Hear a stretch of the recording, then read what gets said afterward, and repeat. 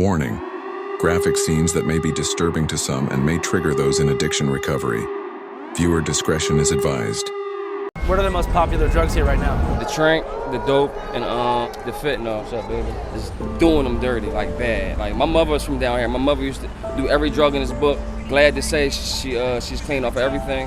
But me, when I was a child, my mother was down here doing dope. She did not look like this. She had a couple track marks, she had a couple little sores and everything, but her limbs wasn't falling off. It's real bad. Like you can smell them when they walk past. If you don't think this shit is as bad as this video in your city, when I was on these streets in Calgary, I witnessed the swelling legs, the rot, the person who's had his leg bandaged for fucking 3 years, and it's just not healing. This shit is in this city.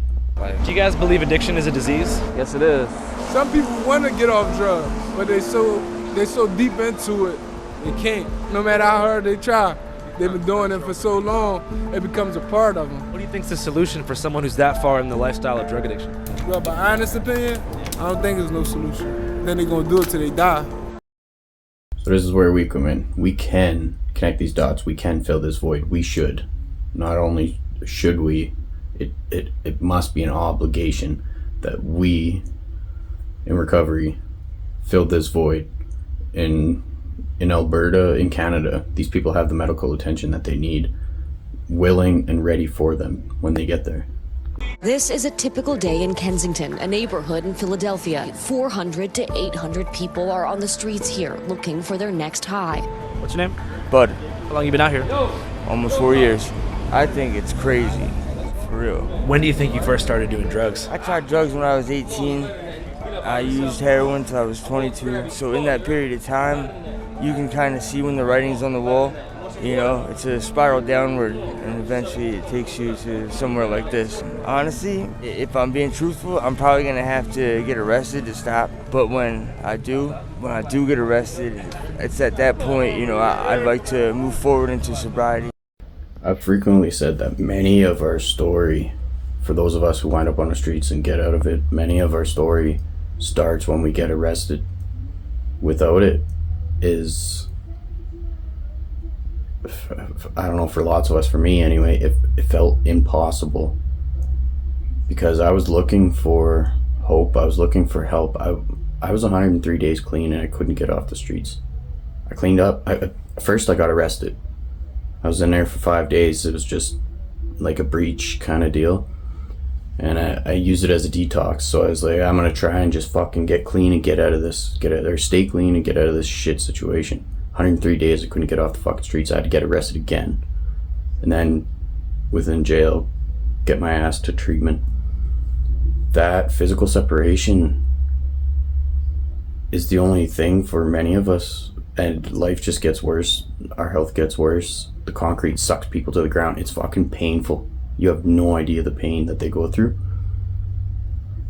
just being on the concrete. Forget about the dope, forget about the fucking everything else, just being on the concrete. Yeah, so we in recovery, we need to we need to practice the fifth tradition, and the fifth tradition states that we carry the message to the still suffering. We know where the still suffering is.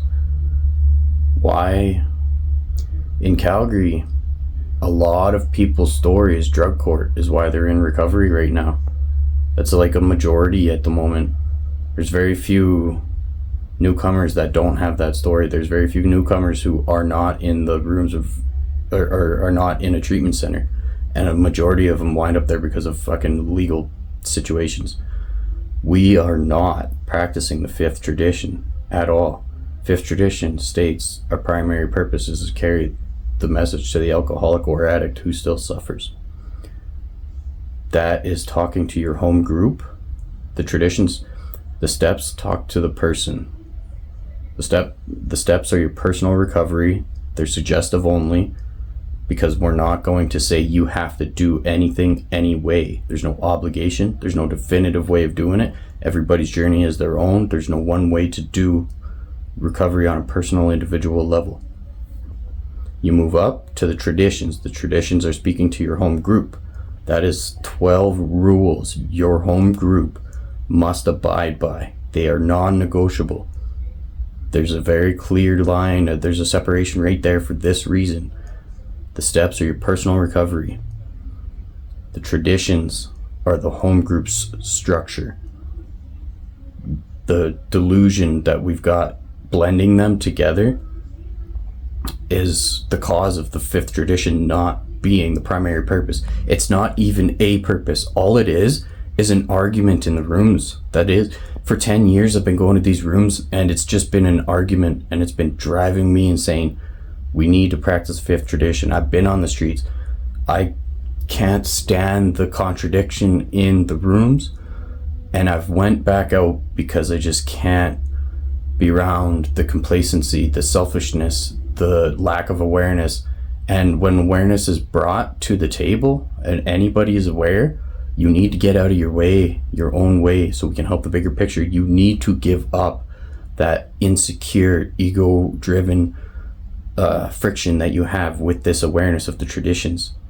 We need to start practicing the fifth tradition. These people are dying. These people have no idea how the fuck to get out of there. I knew recovery was there. I was in it for off and on for 7 years before I hit the streets. Like, before I got to where I was at last time, I knew recovery was there. And until somebody from recovery went out of their way and reached out to me because of my social medias, until that moment, I didn't feel a place in recovery. I just needed somebody to let me know it's still there, to let me know, just to have that bit of hope. I had nothing in my life. That person's like saved my social media is the only reason why he knew how to get a hold of me and what I was going through. And him reaching out got me back into the rooms. We need to start practicing the fifth tradition. We need to start practicing recovery. It is not recovery at this moment. This documentary, that's what this is about. I got to bring awareness to it. Hi, Mom. I'm okay. Love you. And if you confess with your mouth that Jesus is Lord and believe in your heart that God has raised you from the dead, you'll be saved. We are all the same. We have all sinned and fallen short of the glory of God. And like I said before, at the foot of the cross, there's no racism, there's no gender, there's no gender? There is no, and let me repeat that.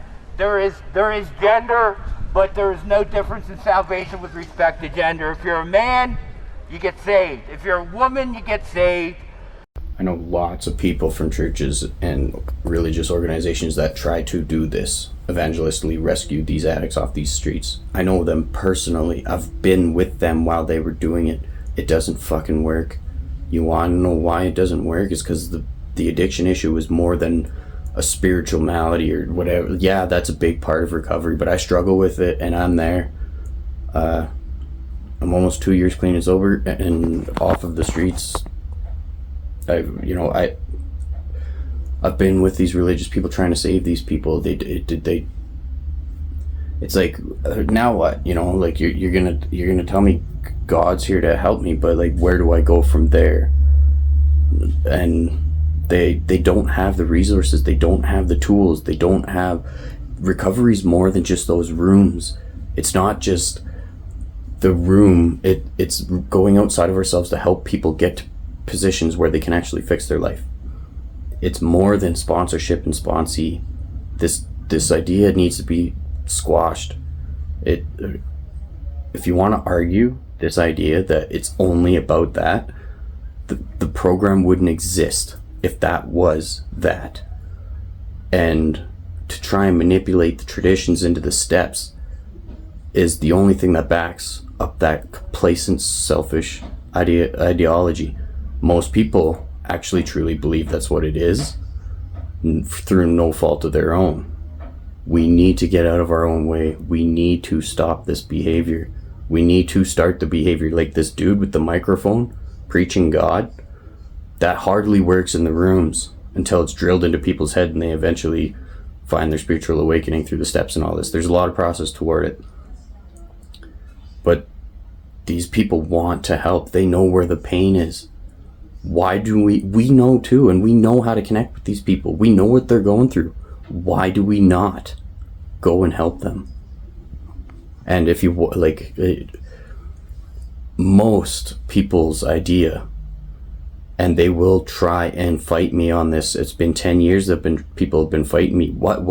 I don't see what it is in people's mind, what makes them continuously fight. The fact that the fifth tradition is speaking to the still suffering. People put so much effort into manipulating that out of what it is. It blows me away. But they don't have the understanding that the traditions aren't talking to your personal recovery. This is where I need to get people understanding of that clear line.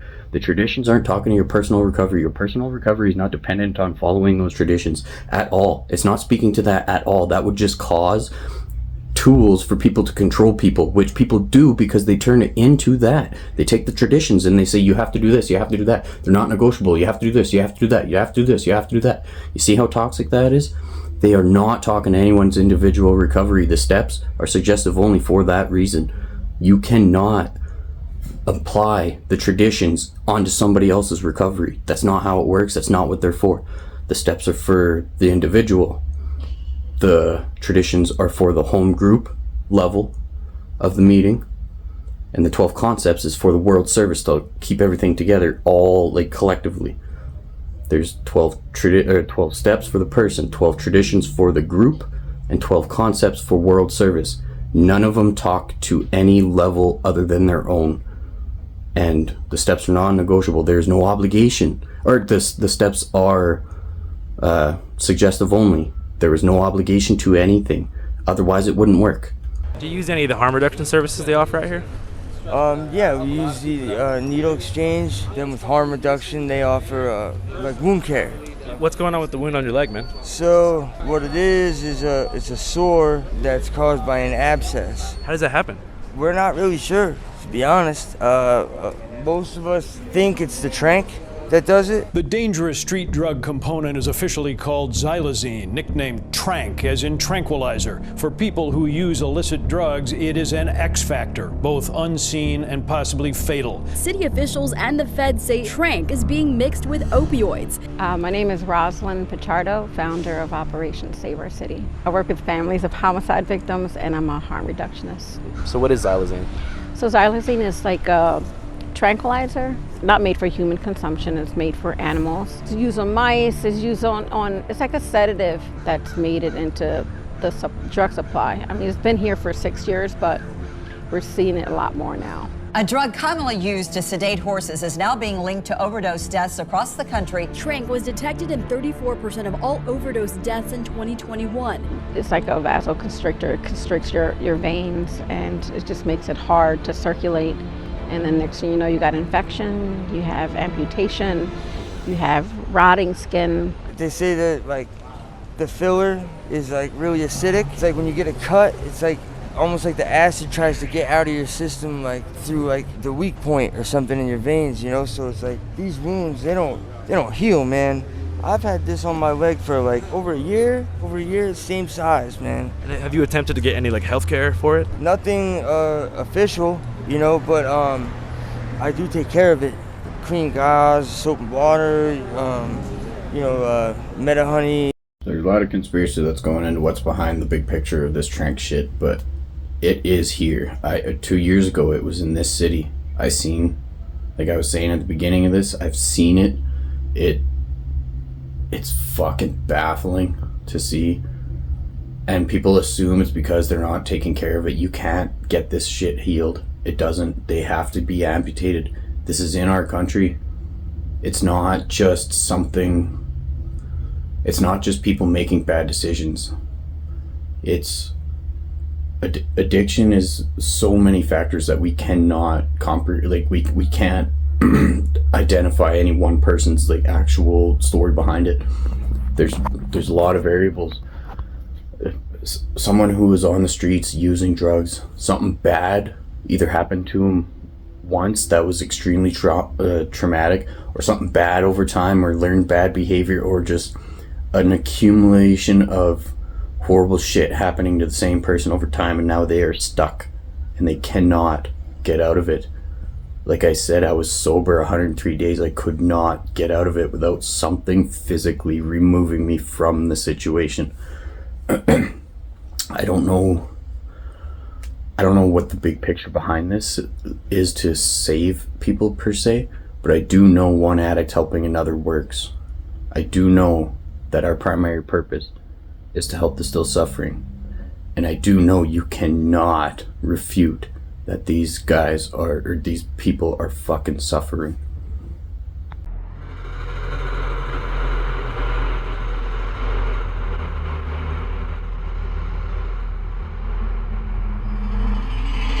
Train ain't even hit Baltimore yet. Like, I'm telling you, when it hits Baltimore, that shit's about to be a war zone because nothing else gonna get anybody high. What's going on with your right arm here, man? And somebody missed, and I ended up getting a blood infection, and I was septic. Like last week, I was in ICU for 4 days. Do you know what might have caused it?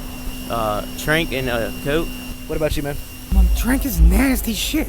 It's an animal tranquilizer that was used on horses. You can look around and see and go, ooh, ooh, ooh. But ultimately, it's not that person's fault. Take the fucking trank away. My fucking leg is horrible. I'm embarrassed by it. I wash, clean, put antibiotic fucking ointment on it, wrap it every day. Every time I can, I'm in that shower. This has been here for 5 fucking months. The flesh-eating condition caused by trank is referred to as necrotizing fasciitis. This condition was mentioned briefly during my visit to a harm reduction facility in San Francisco. Necrotizing fasciitis, which is a flesh-eating disease. But I wanted to learn more about what's actually going on beneath the skin when you see these types of lesions. So I found a dermatologist named Dr. Cartwright to help break it down. Sure, I'm Martina Cartwright. I'm the Vice President of Medical Affairs for a small dermatology company. Xylazine is not an opioid, it's actually an anesthetic meant for horses and other large animals. So necrotizing fasciitis is just a name for dead tissue. It causes death of the fascia, which is right underneath the skin surface, and it can even go deeper than that. So what you're seeing, that blackened tissue, again, is dead tissue, and below that is a harbored infection. Now, how long after injecting trank would it take for this condition to set in? It's hard to say, but it oftentimes only takes a few days. Treatment is very complicated. You have to get the individual into the hospital right away to receive IV antibiotics. They also have to debride that wound, which means you take off the dead layers of skin and tissue. And sometimes that can go as deep as the bone. If they don't get the immediate treatment, it will spread and oftentimes cause a systemic infection called sepsis. Sepsis is a systemic infection that affects all the organs. So it's characterized by low blood pressure, rapid heart rate, increased temperature, and high white blood cell count. And it often has a very high death rate. What is the death rate? It's over 50%. Is there any type of treatment for sepsis? Amputation is the only treatment. They're not getting enough blood flow and nutrients to the area where the tissue has died, and it just keeps spreading. You can think of it almost like water spreading in a puddle. It goes from one small place and then it spreads throughout the limb, and if they don't seek treatment to get that blood flow back in there, they're going to lose their limb. Once symptoms have progressed beyond their initial stage, which is marked by dramatic inflammation of the affected limb, the skin begins to corrode. After that, the only real option is amputation, which in America costs $45,000 without insurance. So it's not uncommon in Kensington for trank addicts to chop off their own limbs to stop the disease from progressing onto their internal organs. Now, I can genuinely say that in all my years reporting, I have never seen something this horrifying. I'm going to this extreme to show people that we are the missing link. We are the thing that saves those lives that can't be saved.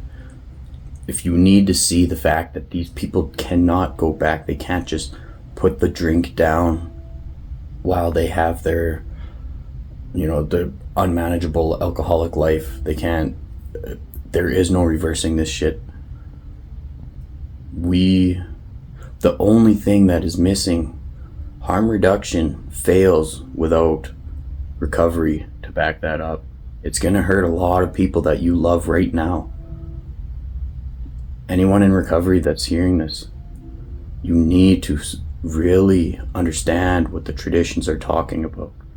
The only thing that causes controversy in the rooms is the misinterpretation of those traditions. The only thing that stops us from practicing those traditions and saving millions, because we are spread across the world to millions. I know in Canada for a fact, though, I'm yet to meet anyone who, I'm yet to meet anyone who had an idea, who had an understanding of the traditions until I discovered it not even that long ago myself, fighting for so long trying to figure out where everyone is going wrong. And it's so simple. But the fact is, now that I have it so easily clear, I just made more people that just dig down and want to fight it harder. Because their inability to accept when they are wrong overpowers, like, and I get so angry, but I'm just trying to bring an enlightened approach. I've seen this shit. I've seen the people with the leg that's 4 times the size it should be. It doesn't, they have to chop it off. We are the missing link to the big picture.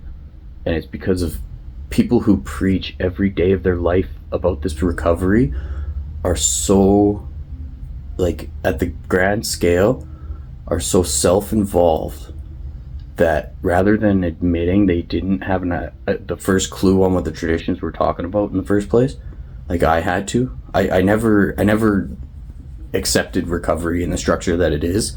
I fought it for 10 years, trying to figure out what is the missing piece. Why are we all arguing? Why is this?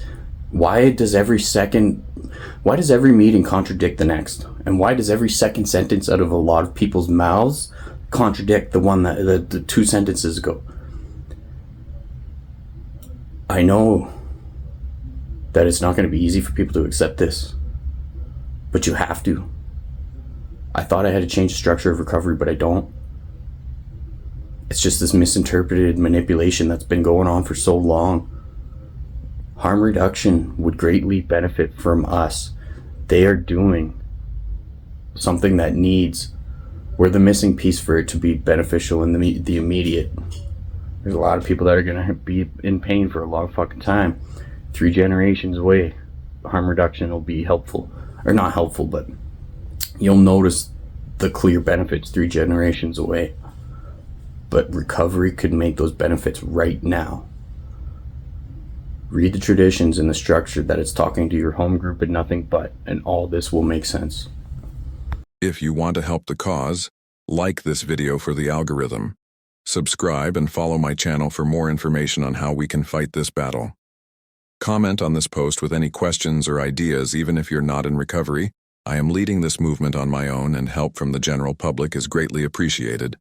And don't forget to please share this post. The more awareness we can bring to this, the more people we prevent from being affected by future addiction in its worst form, and the more we can save who are currently suffering. Your voice matters. Your hope and love has value. Thank you.